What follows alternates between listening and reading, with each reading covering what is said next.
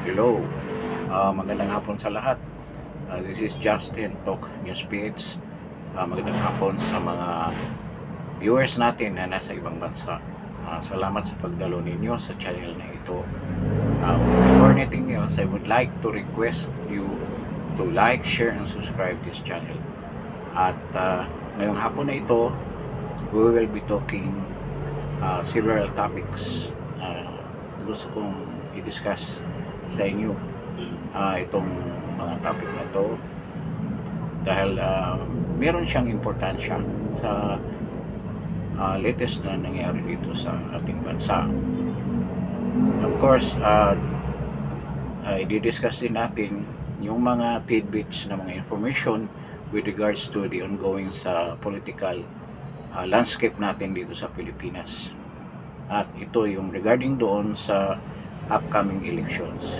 So, ang una nating i-discuss with regards to the pardon o clemency, executive clemency na inisyu ni PBBM kay Jed Mabilog ng Iloilo City.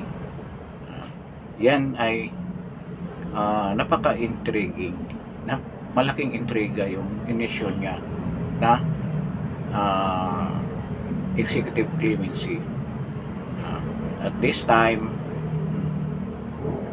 na merong mga question o merong mga tanong kung paano nakarating sa ganyang punto na mabigyan niya ng executive clemency ang isang tao na akusado sa Sandigan Bayan at merong pending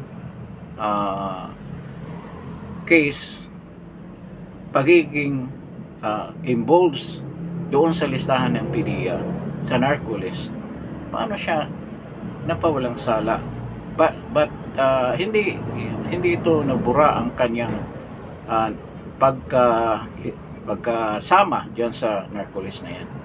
Then we will be also discussing, we will be talking about yung sinabi ni Stella Kimbo with regards to the bicameral report, report ng Congress at Senate na pare-pareho lang daw yun. Kasi kung may blanco pa siya o wala, pareho lang daw yun. Walang problema yun. Walang problema yung pagiging blanco noong natanggap nila sa technical working group. Dahil mga clerical error lang daw yung pagiging blanco niya. At siguro pinuna nila. So yun ang pag-uusapan natin. Then pag-usapan din natin yung mga forerunner ng mga kandidato ni President Rodrigo Roa Duterte. Kung sino yung mga ideal na isasama natin sa listahan natin sa pagiging senador. So, dito sa unang topic natin regarding sa executive clemency, ito talagang bago pa lang siya umatin doon sa Quadcom hearing, naramdaman na namin dito, ako mismo naramdaman ko na something is will happen, something is going on and will happen na napaka-extraordinary. Kasi yung pag-alis niya sa Pilipinas ay dahilan doon sa mga kaso na yun. Isang kaso niya yung regarding sa towing controversy, yung corruption sa towing diyan sa Iloilo City na isyuhan siya ng warrant of arrest. Kaya yun na isa sa mga dahilan na umalis siya diyan sa Iloilo. Then nakasama siya sa listahan ng mga narco mayors na pinalabas ng PDEA sa kapanahonan ni President Rodrigo Roa Duterte. So, klarong-klaro na talagang umiwas siya dyan sa kaso na yan. At magtataka ka, bakit bigla na lang turn around sa pangyayaring yan? more than 8 years, I think 8 years siya nandun sa US. Then he asked for an asylum. Sabi nila nag-grant daw yung asylum, but then again bumalik siya dito sa atin. Gusto niya, nag-testify siya openly diyan sa Quadcom with regards doon sa mga AGK, and then sa pagdidil ng droga diyan sa Iloilo. Ngayon, yun lang ang isang prominent na ginawa niya para siya makabalik at magkaroon ng executive clemency yung kaso niya. So bagay, hindi sinama yung regarding sa pagkasama niya sa listahan sa narco-list. So, ang tanong, simula kay Laila de Lima, itong kapanahonan ni PBBM, anong nangyari? Bakit ang daming na pardon, na acquit, na may mga kaso, na may mga atraso sa gobyerno natin? Simula pa lang doon sa pag-accuse nila kay Bantag na siya ang pumatay kay Percy Lapid, ang daming nakalabas na mga prison na naging mga witness pa nga, naging star witness pa. So doon nagsimula kung gaano nila ginamit ang puwersa ng gobyerno laban sa mga inosenteng tao. So sumunod itong marami pang mga lilit na kaso na hindi prominente na pagkalaya, katulad ng ito naman prominente dahil yung pagbaliktad ni Erwin Espinosa, then ultimately na walang sala siya ng mismong hukuman na hindi siya involved sa droga sa pagbaliktad niya as witness against Senator De Lima. So ang nangyari, si Senator De Lima nakawala rin dahil yung mga witnesses niya ay bumaliktad. So nakita natin, wala kayang kamay ang ating administrasyon sa pangyayaring yun. Kung titingnan mo lahat, yung mga witnesses, napakasulit na witness. Bakit bigla na lang sila nagbaliktaran? Wala kayang kamay ang gobyerno doon, ang administrasyon na to, para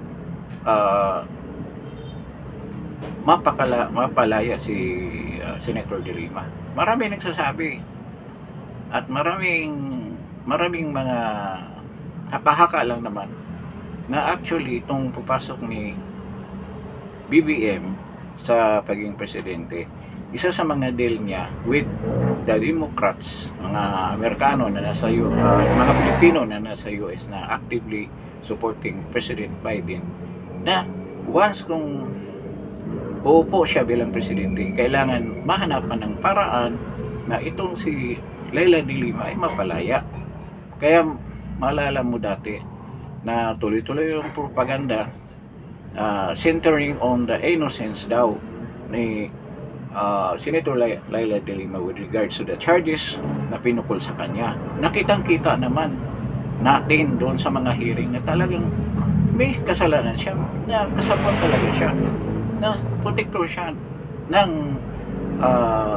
mga drug cartel dyan sa loob ng Bilibid prisons. So naprubahan yan. Kaso nga lang, pagdating doon sa hearing, ang nangyari, nagbaliktaran yung mga witnesses. Isa na doon ay si Erwin Espinosa.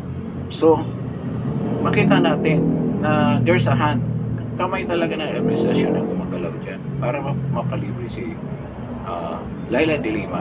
Na sa tingin ko, yun ang ginamit nila para panlaban kay Pipi Sara, sa pagsisira kay Pipi Sara sa mga accusations na pinukol niya kay Pipi Sara at kay PRD. Ito nga ang kaso sa ICC na ngayon ay nabukya sila dahil nga doon sa nakaraang kong vlog na ang ICC ay sinasanksyon ni President Trump.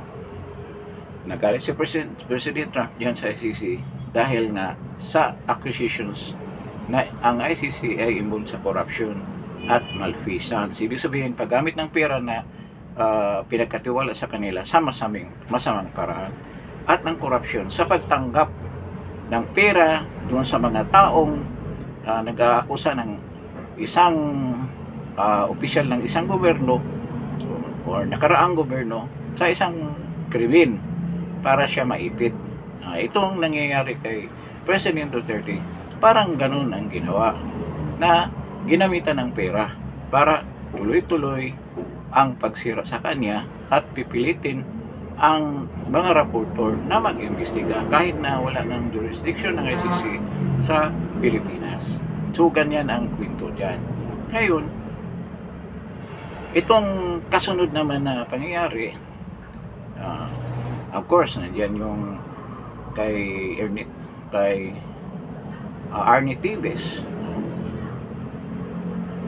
Medyo takot siguro siya ni Arnie Tibes dahil baka kung anong ibubulgar, kaya nasit up siya na doon sa Digamo slave case. So, ngayon, patuloy pa rin ang paghabol nila kay Arnie Tibes na nasa Timor-Leste.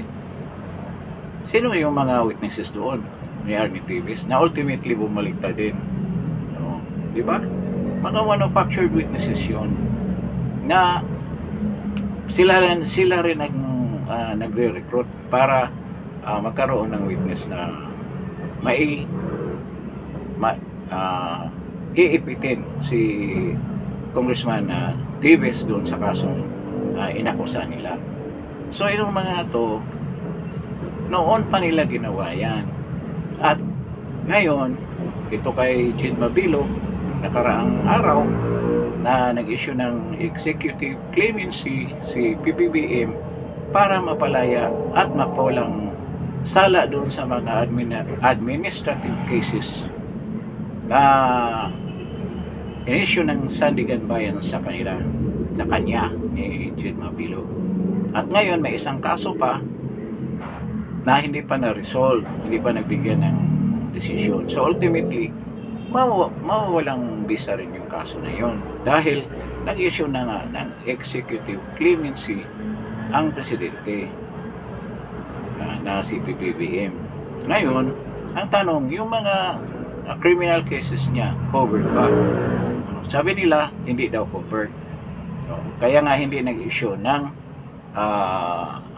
unconditional pardon kasi merong mga criminal cases na hinaharap niya. Ngayon pa lang, binabalik na yung right niya to run as mayor or run on any public position like a congressional seat or mayoralty seat sa Iloilo City. But hindi siya qualified ngayon dahil nga ngayon lang lumabas ang desisyon na yan. So by 2028 doon daw siya mag-desisyon. Ngayon, ang tanong ko, sa pinangalandakan ni Jin Mabilo na mga tao sa Iloilo ay natutuwa sa desisyon ng presidente na maibalik siya sa ganyang sitwasyon, na maayos ang kanyang problema. Natutuwa ba kayo? Sa tanong ko sa inyo, mga citizens of Iloilo City, naligayahan ba kayo sa pagbalik ni Jin Mabilo? Di ba yung kapanahunan niya, pinangalanan ni PRRD ang Iloilo City as Shabulais country. Shabulais, dyan na nakuwen yung term na Shabulais sa Iloilo. Dahil nalala ninyo, may pinatay dyan na udikta. Mag-asawa yata yung pinatay dyan sa pier ng Iloilo. At nagkaroon ng controversy yun dahil nga ang mga udikta daw kamag-anak ni Senator Franklin Drilon. Kaya may bahid ng politika siguro ang pag-akusa nila sa relation between the Udiktas and Senator Franklin Drilon. But we don't know kung gaano katotoo. But doon sa baba, ang mga usapan, talagang itong mga udikta ay close kay Franklin Drilon. I don't know kung anong katotohanan. So, makikita natin yung laro dyan sa Iloilo. At ngayon, yung mga sasamahan ni Jed Mabilog ay yung tumatakbo na mayor dyan. Kalimutan ko lang yung pangalan. At yan daw, in preparation for the 2028, nasa tingin na natin, tatakbo rin si Jed Mabilog. Kung kayo, aware kayo sa sitwasyon ng syudad ninyo, at nalalaman naman ninyo yan, dahil nandiyan kayo nung siya ang mayor, ano ba yung totoong sitwasyon dyan? Talaga bang laganap ang shabu ng panahon ni Jed Mabilog dyan sa Iloilo? Kaya, o hindi. Kaya, handa ninyo siyang tanggapin kung tatakbo siyang mayor ngayong susunod na mayoralty election ngayong 2028. Kaya, ngayon pa lang nagprepara na sila. Wala pa nga eleksyon eh. At nagprepara din si PBBM. Naisip niya, si Martin Romualdez, sigurado yan, sila ang nagplano niyan. Kailangan ang groundworks niya nakahanda na for the next election na kung saan, kung matutuloy man yan, tatakbo si Martin Romualdez as president. Kung hindi nila mapakialaman yung constitution natin na pwede na maging parliamentary government, kung saan balak nila si Martin Romualdez na maging prime minister by changing the constitution, mga provision dyan with regards to the form of government na nagkaroon tayo, and of course ang term extension na gusto nila.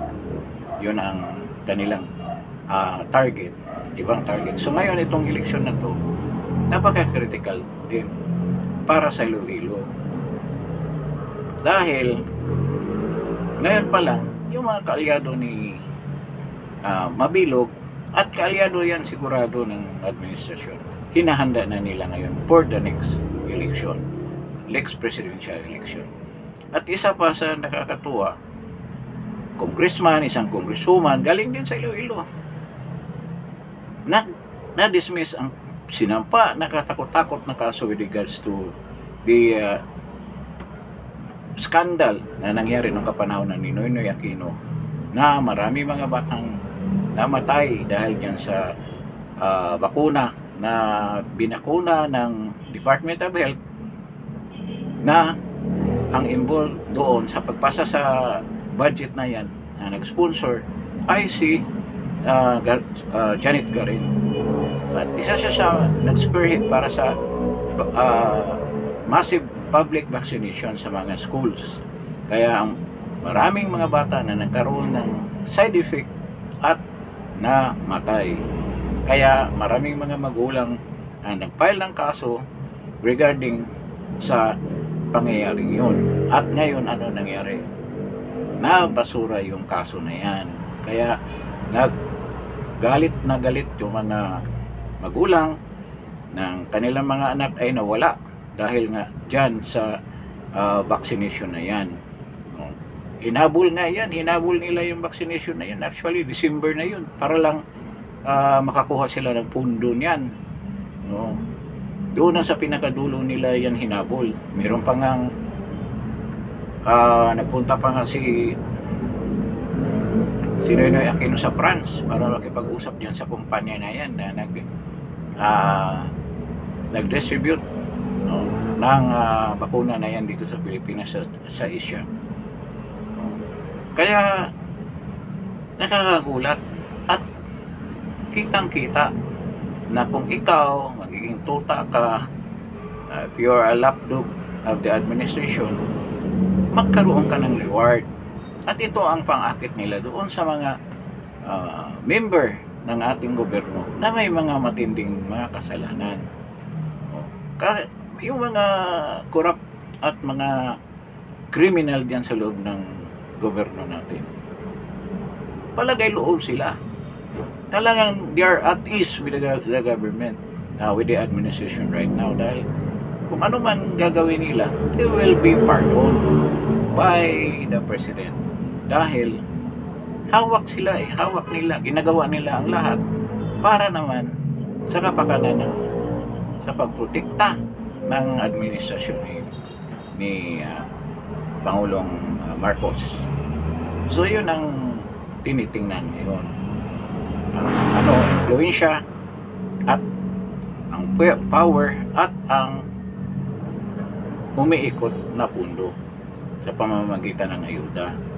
Yun ang tinitingnan ng mga politiko natin ngayon. Kaya hindi importante sa kanila yung katotohanan, ang hustisya, ang mga inasam-asam natin na mga kabuhayan sana na maibigay doon sa mga taong nangangailangan. Hindi na yan ang gusto nilang ipatupad. Ang ipatupad nila, ang pinatupad nila ngayon, ang pagkamkam ng kayamanan para sa kanilang sarili. Yun na nga ang nangyari. At alam nila na protektado sila dahil kung ano mang kasalanan ang maipataw sa kanila, kayang patawarin ng Pangulo. Ito na nangyari. Executive clemency, dismissal of the case against Janet Garin. Napakabigat na mga accusations na yun. At doon pa lang sa mga hearing na ginagawa sa Senado, talagang malaki ang kasalanan ni Janet Garin. Pero ano nangyari? Sa DOJ pa lang, dismiss na. So, hindi talaga gumalaw yung kaso na yan. So, ang sama ng loob ng mga magulang na nawalan ng mga anak dahil nga diyan sa bakuna na yan, na wala rin nangyari.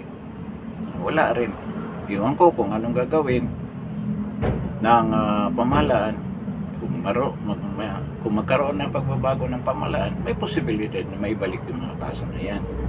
May refile yan. Kasi ang daming mga taong naging biktima dyan sa digbaksya na yan.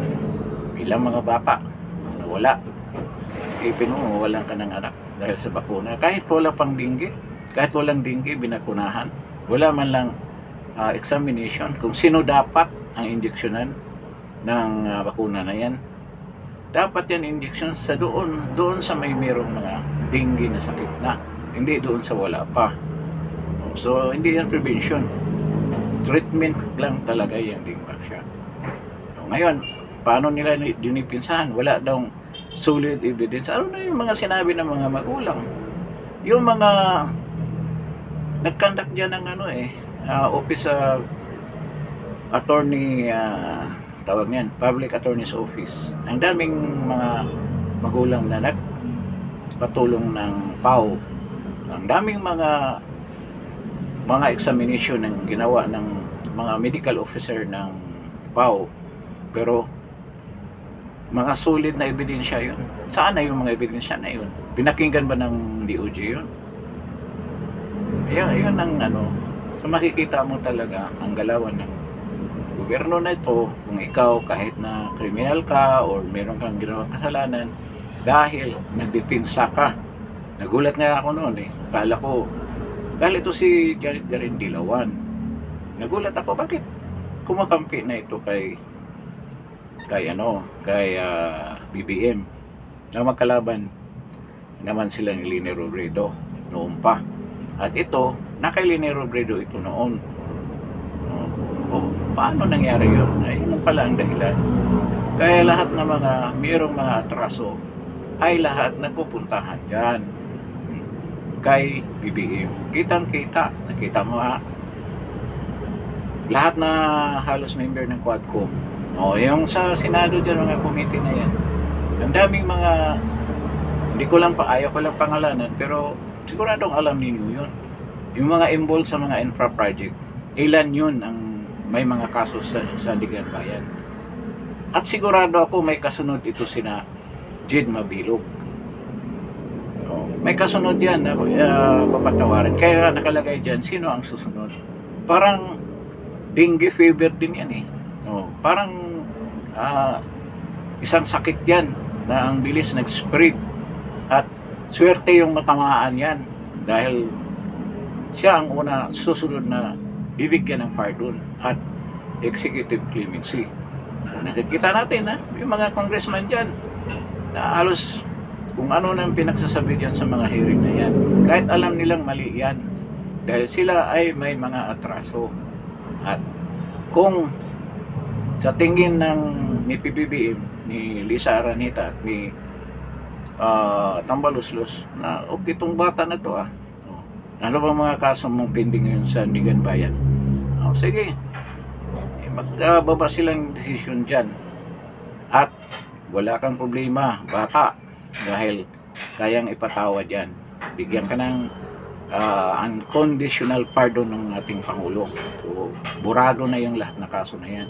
Basta sunod ka lang sa mga utos namin. Ayan na mga linyahan dyan sa mga pagpalakas ng loob ng administrasyon ni PBBM at ni Tambaluslos doon sa kanyang mga minions and cohorts dyan sa Senado at saka sa Kongreso. So yun nangyayari. Kaya sila walang takot gagawa ng kalukuhan. Simula pa ng 2022 hanggang ngayon, meron bang there was you cannot remember there's a time na corruption abated, nabawasan kahit maliit lang. Tuloy-tuloy ang pagnanakaw. Wala silang takot. Kasi ito nga kay kaso ni Jude Mabilo, mabigat yan. Kasi kay Garin, napapatawad nga. Di ba? Pwedeng mawala yan. Kaya ang gagawin dyan sa mga nagpa-file ng kaso na yan, i-refile ulit ang kaso na yan, the same case na magkaroon naman ng ibang ebidensya. Sigurado naman marami namang biktima dyan ng Dingback siya So mag-present ng other evidence para madiin yan doon sa talagang mga biktima na gusto talaga nila na makamit ng hustisya para sa kanilang mahal sa buhay. Huwag niyong tigilan. Sigurado din naman ako na magkaroon talaga ng pagpalit ng rehimen. Malapit na yan. Kaya yung mga yan naniguro na once na anong mangyari sa administrasyon ni PBBM, at least ngayon safe na sila kasi wala na silang kaso. So darating man ang time na mag-iba naman ng presidente, palagi loob na sila, wala na kaming kaso anong ihabol nyo sa amin na patawan na kami ng Pangulo ng Pilipinas. So wala na kayong may sampang kaso sa amin. Yun ang pinipilit nila talaga. Kaya makita mo halos yun sa mga hearing, napakasipag nila ng pagpupunta dyan, ang pagsisira nila sa mga Duterte, dahil yun lang ang paraan para mawala ang mga kaso nila dyan. Kaya nga ito si Jude Mabilo biglang umuwi para mag-testify dyan sa Quadcom with regards to the hijacking at saka yung pag-deal ng droga. Ngayon, tanong ko, may epekto ba yung pag-testify mo? Marami bang naniniwala sa'yo? Kung lalo kang nadiin sa paging part mo dyan sa narcolis ng PDEA, di ba? Itong ginawa nila kay pag-dismiss ng kaso regarding sa Dingback siya scandal noon kay Janet Garin, nawala pa yung paghinala ng mga tao talaga ikaw ang promotor dyan sa Dingback siya, hindi nawala. Ngayon lalong lumakas, lalo kang nasisira. Kaya mo sabihin na nakamit mo ang hustisya, hindi hustisya yan. Talagang disgrasya ang nangyari. Kayo pa ang pinabura ng justice system natin. So ngayon ang tanong, sino kayang kasunod na mabigyan naman ng clemency at biglang mawala ang mga kaso sa Sandigan Bayan? Ngayon sinabi ko, ang daming congressman dyan, yung mga nagsasalita dyan sa mga committee na yan, karamihan dyan may mga kaso. Re-research lang ninyo isa-isa mga pangalan. May mga kaso yan, mabibigat na kaso regarding sa infra project at sa korupsyon. Kaya sila dikit ng dikit dyan kay President, kay Tambaluslos, para kung anong mangyayari, mapapatawad sila, mabibigyan sila ng clemency tulad ni Jude Mabilo o kay Janet Garin. So, yan lang yung laruan dyan. Kaya itong mga tao na to, kung maniniwala pa kayo dyan, o kayo, iwan ko, tatakbo yata ng congressman ito ulit si kung hindi pa siya hindi qualified pa siya tumakbo na congressman diyan sa Iloilo kung anong distrito yan. Maawa naman kayo, huwag niyong hayaan na maging congressman ulit yan. Kawawa na nga ang Pilipinas. Nagtaka kami bakit nanalo to sa Iloilo. Sobrang nang ginawa nito doon sa Dingbak siya. So gumising kayo mga taga Iloilo. Kung tatakbo pa yan, huwag niyan yung iboto yan kahit anong posisyon ang takbuhin yan. Yun ang katotohanan. Kaya ngayon, inisip-isip ko kung sino ba kaya yung mga prominent na mga supporter ngayon ni BBM na mayroong mga kaso. May mga pangalan ako pero mahirap sabihin na pangalan nila dahil ongoing pa rin yung kaso. At sigurado akong yung ibang kaso, binasa ko yung mga charges, napakabigat. At kung sa totoo lang na korte, yung walang corruption din na korte yung mga judges, talagang siguradong convict. Pero dahil nga sa sitwasyon natin ngayon, parang parang hindi lang 50-50, hindi talaga ma-convict. Ma-dismiss pa yung kaso tulad kay Janet Garin despite of the weight of evidence na sinampa ng gobyerno laban sa kanya. Dahil nagpalit ng gobyerno, yun, nawala lahat ng ebidensya na mabibigat. So, yun ang justice system ng Pilipinas, napakabulok. So, ngayon, ang mga NBI, DOJ, anong pinagtuunan? Itong kaso ni Pipi Inday, na sila mismo ay nag-alinlangan din. Dahil nga, pinag-iabang nila na hindi kami magsasampa sa kaso laban kay Pipi Inday na beyond reasonable doubt lang. Ibig sabihin na meron silang kasiguraduhan na makonvict ang inaakusahan nila, who is Vice President Inday Sara. Kaya ngayon nag-alinlangan sila. Alam mo, kung hawakan lang ng marami naman magaling na abogada rin si Inday Sara. Kaya alam nila paano dipinsahan yan. At alam rin ng NBI, marami rin magagaling na abogado dyan, na mahirapan tayo dyan kung ituloy natin yan, mapapahiya tayo. Kaya ngayon nag-alinlangan sila, kumukuha ng timing. Tulad din ng impeachment case ni BP Sara ngayon, sa tingin ko, with the time limit, time na ilang session days na lang, sa 7, wala na, terminated na yung session nila. Ang 19th Congress, the worst Congress in the history of the Philippines, yan ang pinaka-worst na kongreso sa buong istorya ng Pilipinas. Katulad ng budget natin, the most corrupt na history ng Pilipinas, matatapos na rin. And I hope hindi na ito mauulit sa history ng Pilipinas. Dahil nga nagpabulag tayo, yung mga butante na butante, sayang yung boto, ganyan lang yan.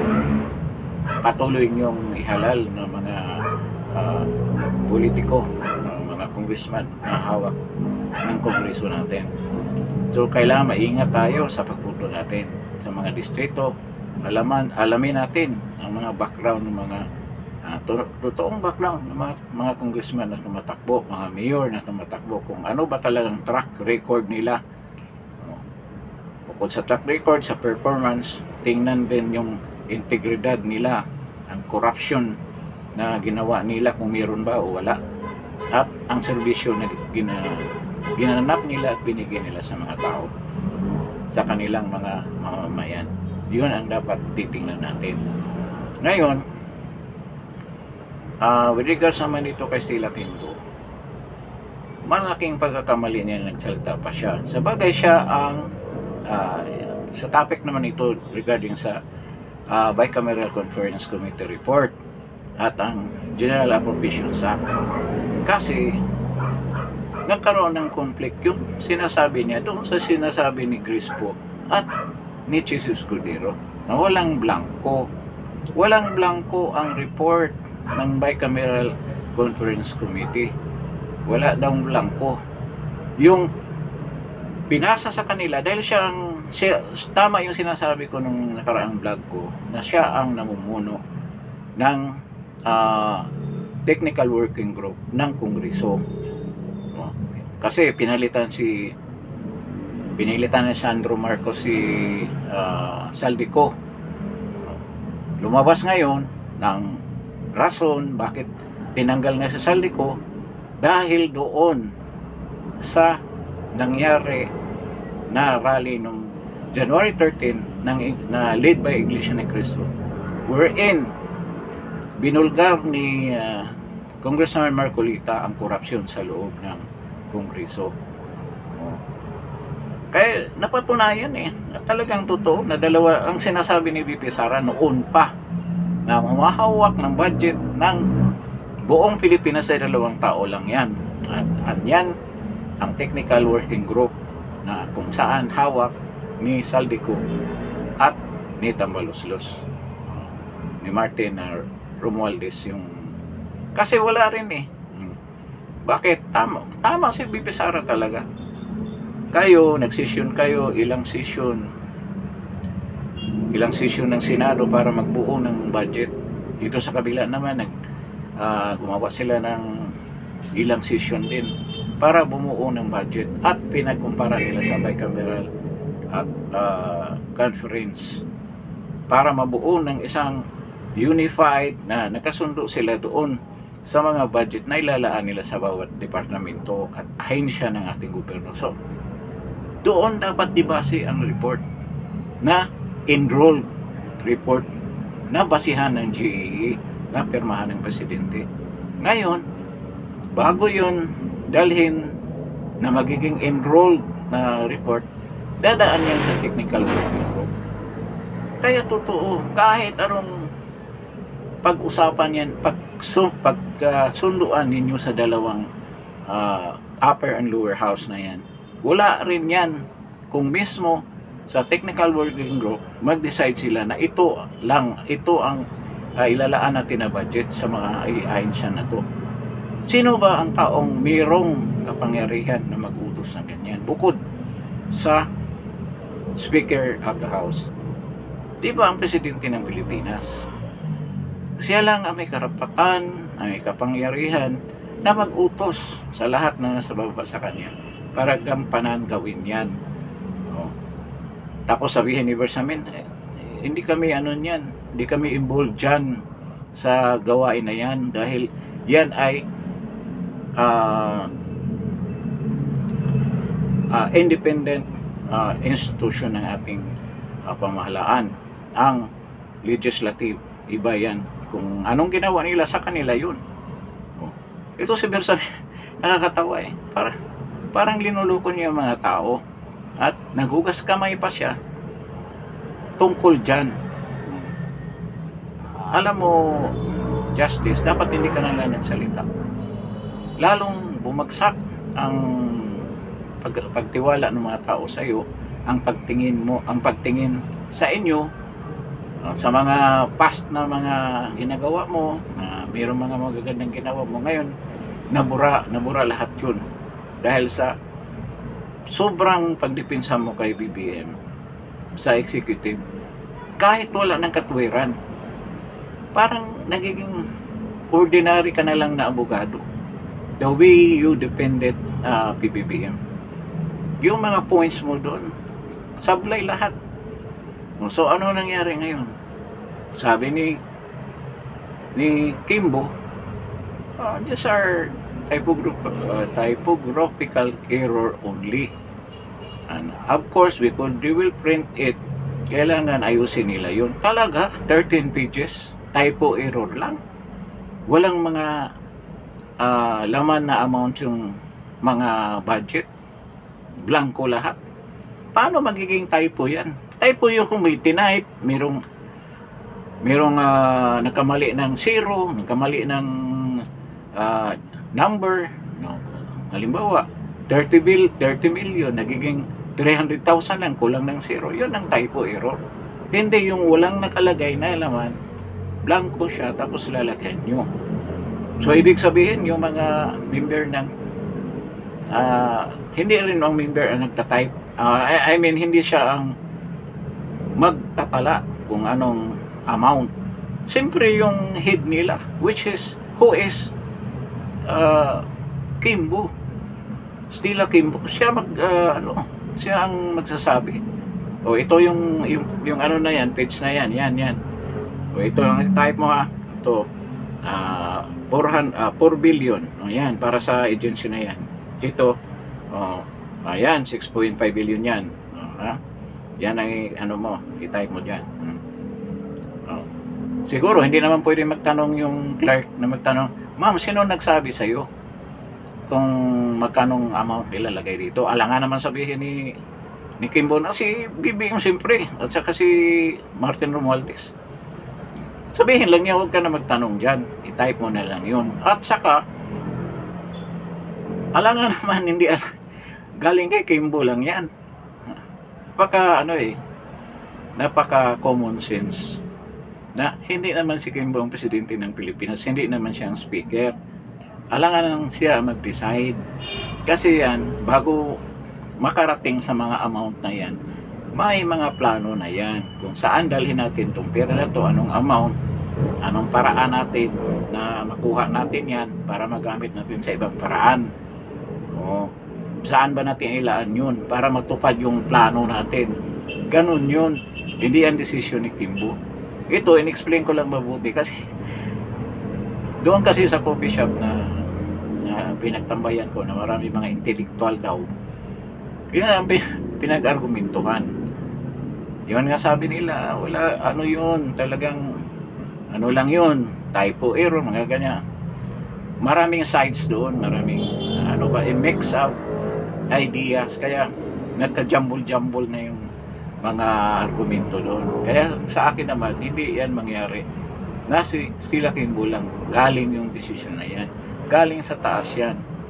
O kung mag-decision siya na ganyan, kung magkamali siya, anong sabihin? Ba't yan ang tinipe mo? Yan ba ang sinabi ko sa iyo? Di ba? Sino lang ang pwedeng gumawa ng ganyang decision? Hindi si Kimbo, kundi ang presidente ng Pilipinas, si Lisa Araneta, kasama na rin natin, at siya kasi Speaker Martin Romualdez. Wala nang iba. So, yung tanong ng iba, halimbawa, merong magsisquill dyan, merong magiging whistleblower dyan sa loob ng technical working group na talagang witness siya na talagang minamaniobra yung mga budget na yan, yung mga blank na mga budget amount ng mga agency. Ano kaya mangyari? Ang sagot ko, simple lang, hindi yan mangyari. Ay, yung assumption na yan, far out yun. With the way, ngayon kung gaano kahigpit humawak ng tao, gaano kalupit humawak ng mga subordinates nilang mga congressman, ng mga senators, lahat ng mga subordinates ng kahit sa mga department, sa executive department, at kung paano kasi sirain kung kakalaban ka sa kanila. Hindi yan magdesisyon na maging whistleblower. At kung lalabas man yan, unang-una hindi yan pansinin ng media. Pangalawa, kung makalabas man yan sa mga vlogger, sisirain yan, personalin yan, papailan yan ng mga kaso kung mayroong whistleblower dyan. Kaya wala rin yan. Saan lulusot yan, ang whistleblower na yan? Sa media pa lang. Kung ampunin ng mga vlogger yan na anti-BBM, kakayanin ba? Hindi kakayanin. Pupunta sa DOJ, baka yan ang sasampahan ng kaso. Hanapan ng kaso yan, sigurado. Kung sino man mag-whistleblower dyan. Yan sabi nila, kung mayroong mag-whistleblower niyan, delikado sila, ganyan. Hindi nga yan mangyari sa nangyari ngayon. Ito na lang malalaking pangyayari. Si Pastor Kibuloy, nakita ba ninyo anong utang na loob ng mga politiko dyan in the past elections. Grabe ang utang na loob nila dyan kay Pastor Kibuloy. They held that precious, yung utang na loob na yan. Minamahal ba nila si Pastor dahil nga may utang na loob sila? Hindi. Nung matiritin sila dahil nga si Pastor Kibuloy nagsasalita na against sa government at sumang-ayon na sa mga opinion na tama rin naman kay PRRD, anong ginawa nila? No? Ilang elections na linigawan nila si Pastor na para yung flock ni Pastor, yung congregation niya, ang QGC, ay bubuto doon sa mga politiko na yon. Talaga naman totoo yung maraming natulungan si Pastor Kibuloy. Pero anong ginawa nila nang kumalaban? Nang nagsasalita. Hindi naman actually frontal nagsalita si Pastor. Puro mga suggestions, puro mga opinions lang na ganito.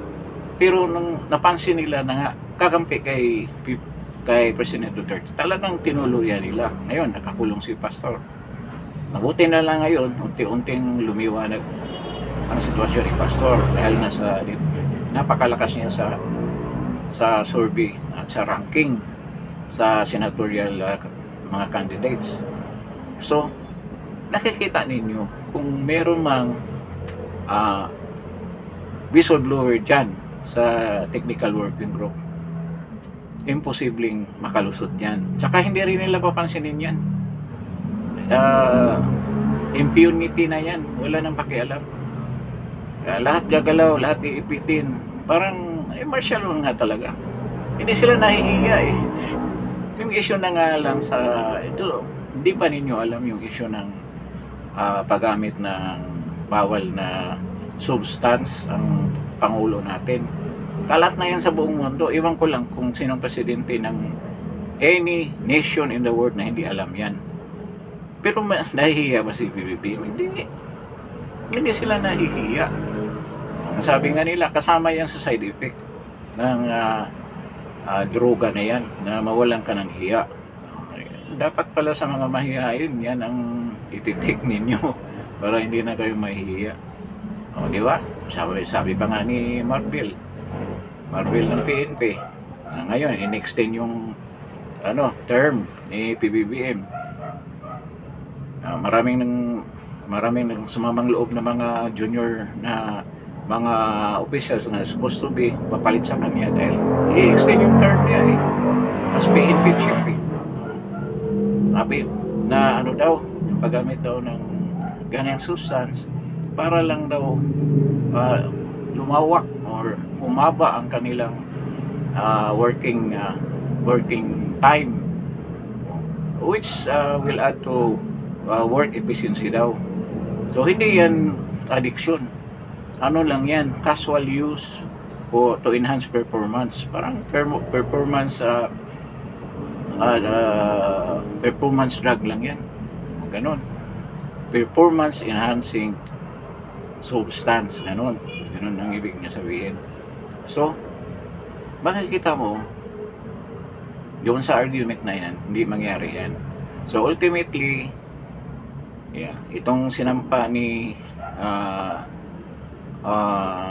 Congressman Ungab, mapunta naman talaga yun sa korte at doon sa Supreme Court, at doon malalaman natin ang katotohanan. Kasi sa tingin ko, sa ngayon medyo may integrity pa talaga ang Supreme Court natin, and they will give tamang justice dyan. Ngayon, sabi ng iba, nagtatanong kung pwede masampahan si Kimbo at yung technical working group sa Sandigan Bayan kung mayroong any private individual, kasi hindi naman ako maniwala na mutuo proprio gagawin ng Sandigan Bayan yan na sila magdidemanda. Mambisigahan nila sa NBI, kung makakuha sila ng proof, pwede nilang isampa sila mismo. Hindi yan mangyayari. Kailangan ng private individual yan or mga organizations na nakita yung corruption sa sistema dyan sa technical working group, na kung makagather sila ng enough evidence, they can file that sa Sandigan Bayan. Kailangan may ebidensya. kung paano nila i-ferret out yung ebidensya na yan from those people that are involved para sulit talaga ang pagsampa nila ng demanda. Pwede kasi si Stella Kimbo heads the technical working group.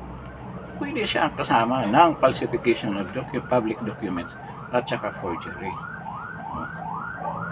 So, diyan na lang sa interview, sa press conference niya, inamin na niya na talagang tinype nila kasi typographical error lang daw. Sa pag-amin, kung imbestigahan yan, ano bang klaseng typo error yan? So doon malalaman, sinong nag-ano sa inyo, anong basihan ninyo na yan ang amount. Kung ikumpara doon sa talagang pinag-usapan, kung malayo doon sa totoo. Sa tingin ko, malayo doon sa amount Kaya nga, binablangko nila yan para kung ano mang halaga na mailagay nila, malagay nila. Kasi kung susundin nila yung sa pinag-usapan sa bicameral conference meeting nila, talagang hindi masusunod ang gusto nilang mga halaga na ilalagay nila sa mga agency, which later on huhugutin nila yan para pakinabangan nila. So ganyan ang nangyari. So sa tanong kung pwede siyang mademanda. Ngayon, I don't know kung mayroong mga private groups, mga organizations that are preparing cases for Stella Kimbo and those who are involved in the technical working group ng Congress. So meron din maraming abogado ng Pilipinas sa sobrang dami nga, parang bargain na lang yung ibang abogado. Kaya itong sitwasyon na to sa Pilipinas, dapat talaga aaksyon ng mga tao, aaksyon ng military.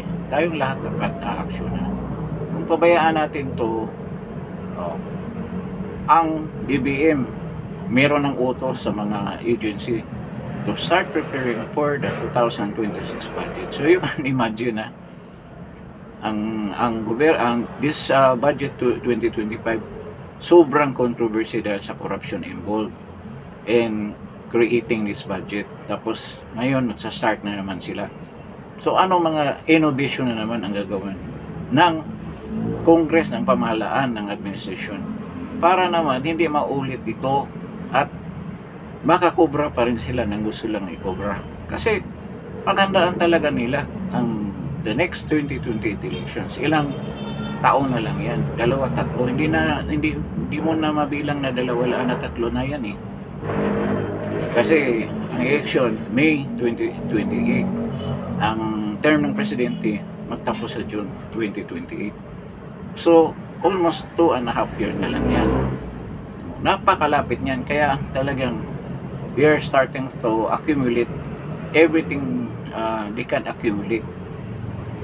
If ever matalo sila, pwede rin silang lumabas sa bansa. Pero kung wala silang matinding kasong harapin, nandito pa rin sila.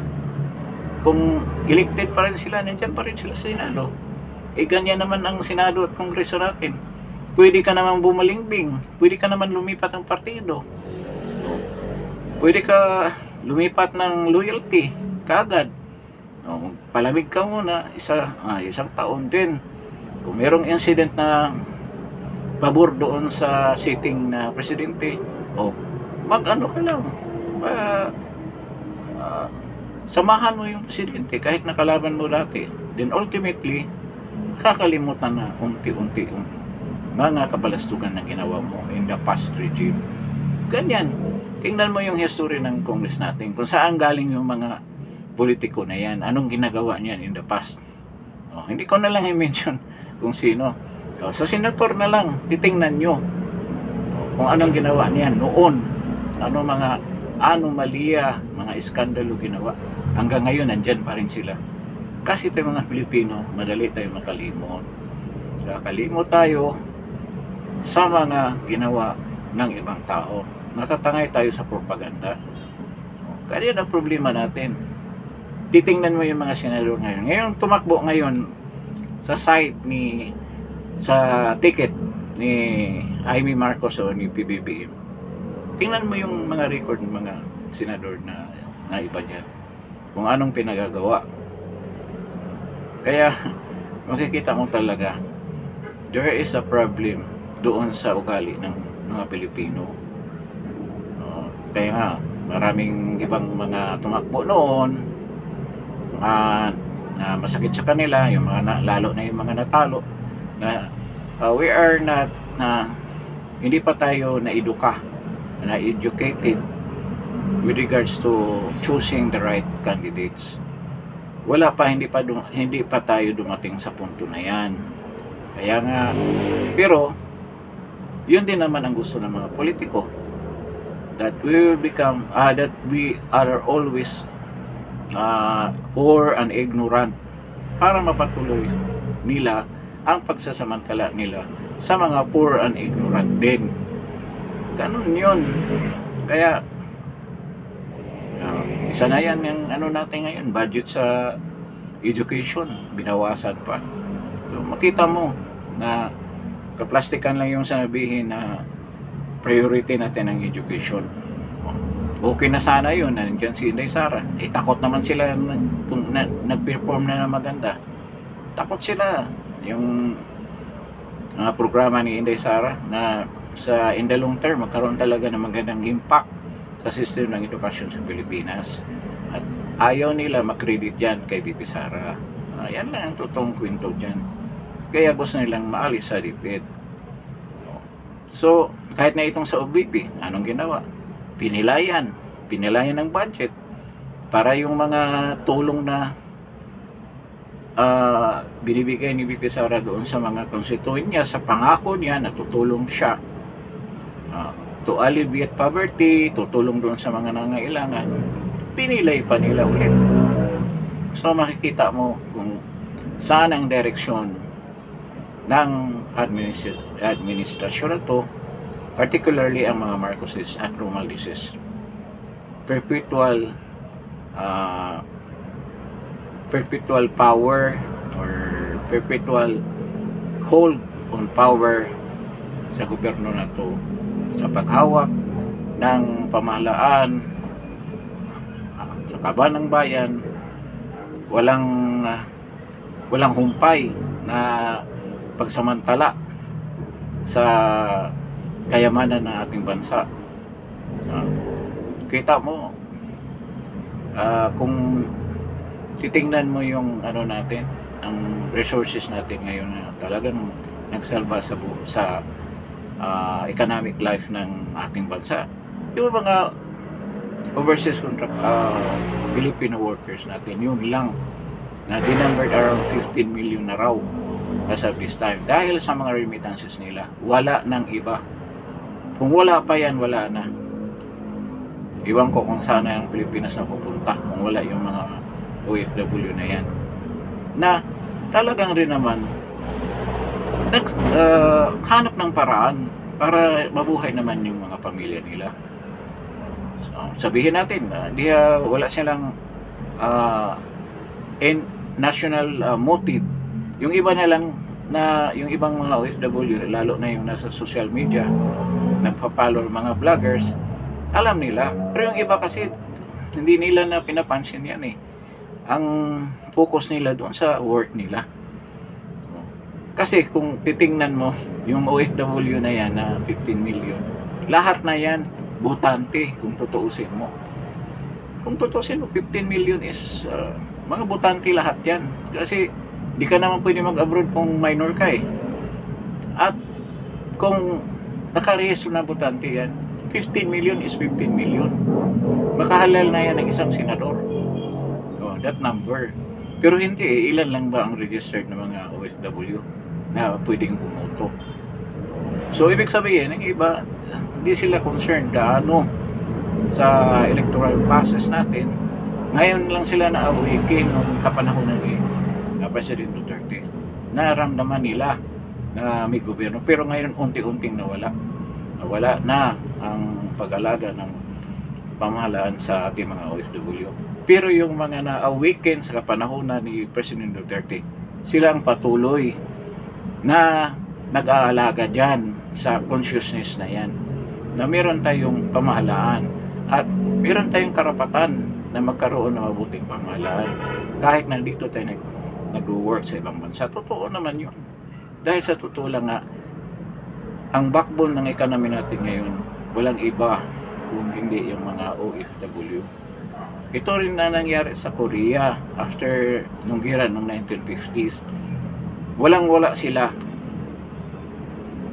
Napaka-pobre nila noon. Talagang kung hindi pa sila tinulungan ng United Nations, hindi sila maging ganyan ngayon. Kaya ang ginawa nila, maraming katulad din ng mga domestic helper natin. Marami nagpupunta sa Japan. Hindi sila allowed sa Japan. Dito sa China. Sa ibang bansa. Meron pang naalala ko dati may mga Koreans dito na nagtatrabaho. Pero hindi naman domestic helper. Nagtatrabaho sa mga offices. Nagtatrabaho dito sa Pilipinas. Parang OFW din sila. Tapos, ang ano lang nila, para makatulong din sa bansa nila.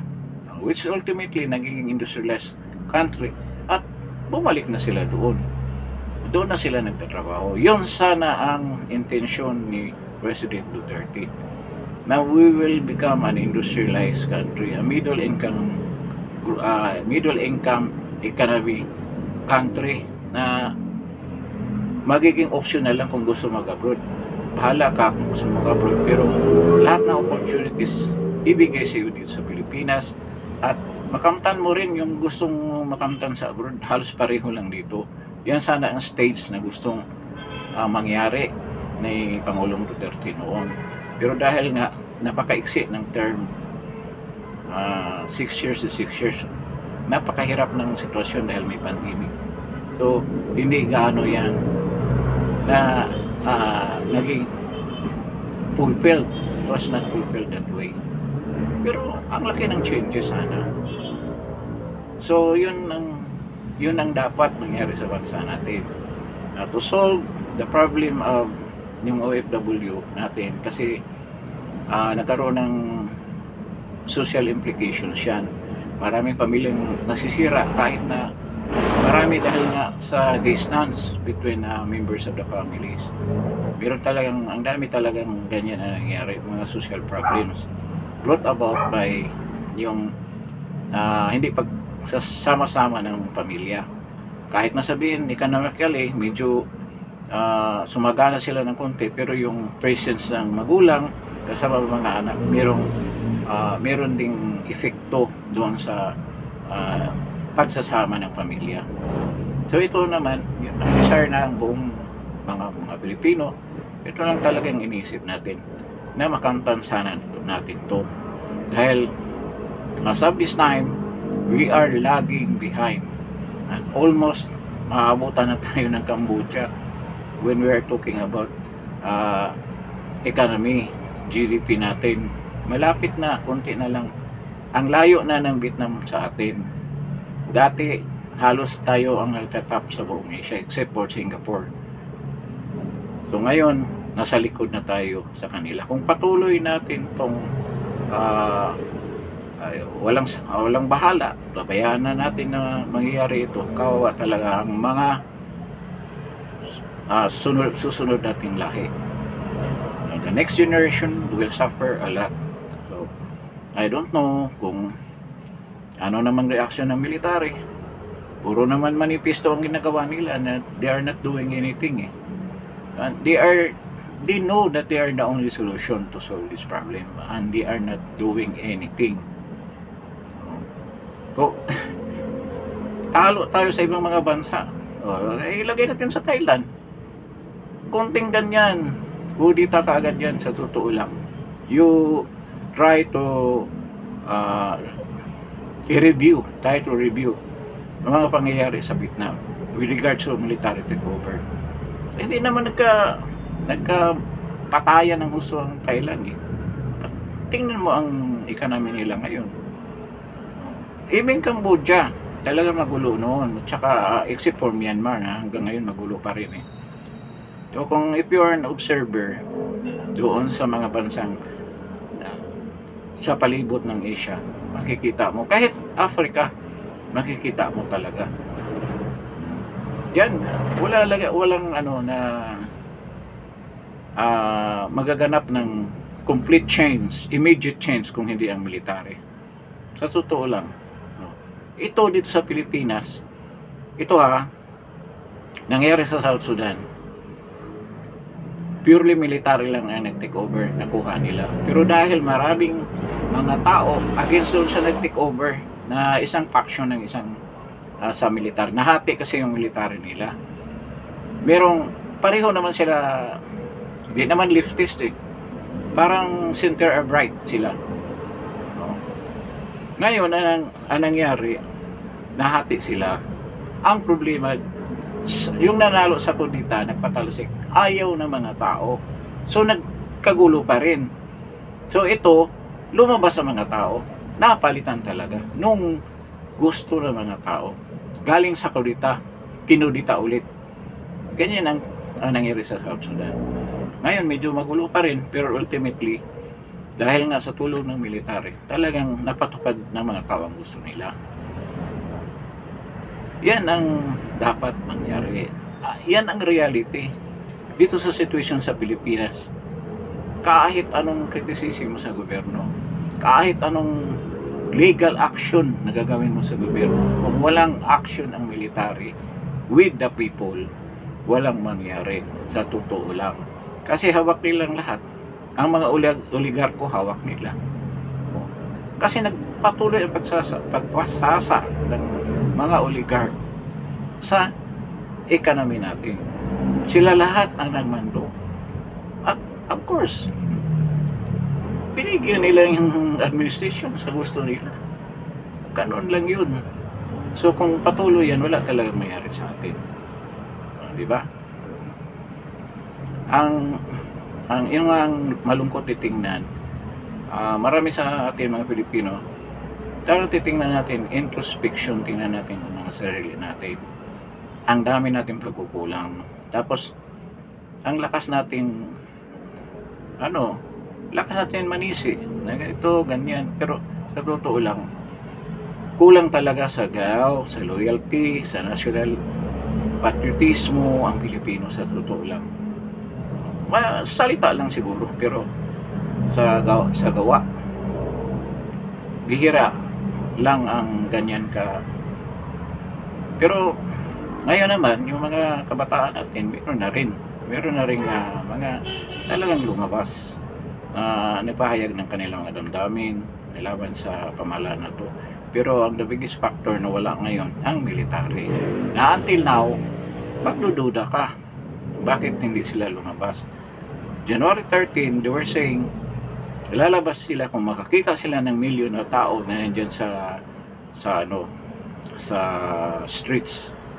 Nangyari, ang dami ng rally doon sa Liwasang Bonifacio. Lumabas ba sila? Hindi. Di ba? So, the conclusion, mapupunta na tayo sa conclusion. Something is holding back the military. At ang iba, ang duda, hindi lang position nila ang pagmamahal nila sa posisyon nila, pag-aalaga nila sa kanilang career. Kung hindi, something merong ginawa para sila ay mapanatili sa ganyang sitwasyon na hindi na magreklamo against sa government, despite of the fact na mga tao, the clamor of the people na maging na sila, mamamagitan na hindi nila ginawa. So there should be a reason na malaki para makapigil sa kanila, at most of that reason is pointing towards gold sa ginto na binahagi ng ng administrasyon doon sa military. Sorry na lang doon sa mga matitino, pero marami talaga dyan ang tumatanggap ng halaga. Kaya ganito tayo. So I don't know kung ano mangyayari, hindi natin alam kung anong reaksyon ng military, pero kung patuloy sila naging bingi sa mga iyak, the cries of help sa mga tao, wala magyari sa Pilipinas. Na totoo lang.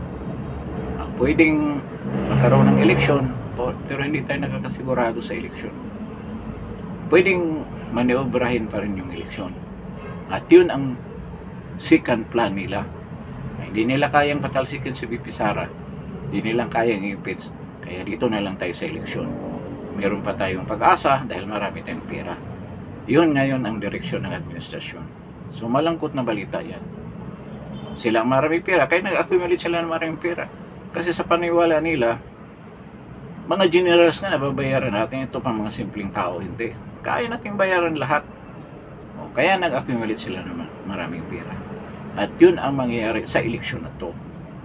Kaya yung mga medyo matino na mga senador, na hindi mo akalain nakakampi doon ni PBBM na sa kanya. O, ang balita nga, 1 bilyon bawat kandidato ang binibigay at nasuporta dyan. Hindi natin sabihin na pera talaga buo ang tulong na binibigay bawat isang senador na yan. E paano mo matatalo yan? Pag ganyang kalaban mo, ganyang karami ang pundo, mahirapan kang matalo. Pero kung ang tao maging organisado, maging conscious and concerned about the real situation of the political events in this country, magkaisa tayo para kalabanin itong masamang balak ng administrasyon dito sa eleksyon na to. So kailangan, wala talagang ibang paraan na makawala tayo sa ganitong sitwasyon kung hindi ibuto natin straight, walang tanong-tanong, yung mga endorsed candidate ni PRRD at sa mga distrito, mga congressman, mayor, yung hindi kumampi sa administrasyon at hindi kurap, yun lang ang ibubuto natin. So yun ang tanda natin. At saka hindi lang tayo sa pamilya natin, doon sa mga kaibigan natin, kumbinsihin natin sila na yan ang gagawin natin. Tulad sa nangyari noong 2016 na isang taong hindi kilala na naging presidente ng Pilipinas dahil nga sa ganyang style ng campaign strategy na ini-implement ng mga supporters ni PRRD noong 2016 election. So I hope yan ang gagawin ng mga taong gusto ng real change ng ating bayan para sa kabutihan ng Pilipinas at the future of the Philippines ay makamta natin, masigurado natin na maayos. So dapat kaisa tayo at bantayan natin ang ating mga boto, ang ating hanay, at paramihin natin ang mga supporters ni VP Sara at ng mga Duterte. So hanggang dito na lang tayo. Maraming salamat sa pagdalo ninyo sa channel na to. Pasalamat ako dun sa mga subscribe at kahit na bukunti lang nagsusulub sa atin, okay lang, basta mapahayag natin ang ating isip at ang ating opinion with regards to that matter. What is important naman, mag-subscribe man kayo o hindi, walang problema, basta makinig lang kayo sa mga opinion dito at meron naman kayong karapatan na mag-timbang-timbang at sa Bisaya, timbang-timbang. Ayan, sa Ilocano, paano ba yung timbang sa amin, sa Ilocos, iba yata ang timbang-timbang eh. Ngayon, you weigh your options kung saan ba talagang tama. So, hanggang dito na lang tayo. Thank you for coming, for listening to this broadcast, at see you in my next broadcast, at good evening sa lahat. I hope you will like, share, and subscribe this video, and see you in my next vlog. Thank you.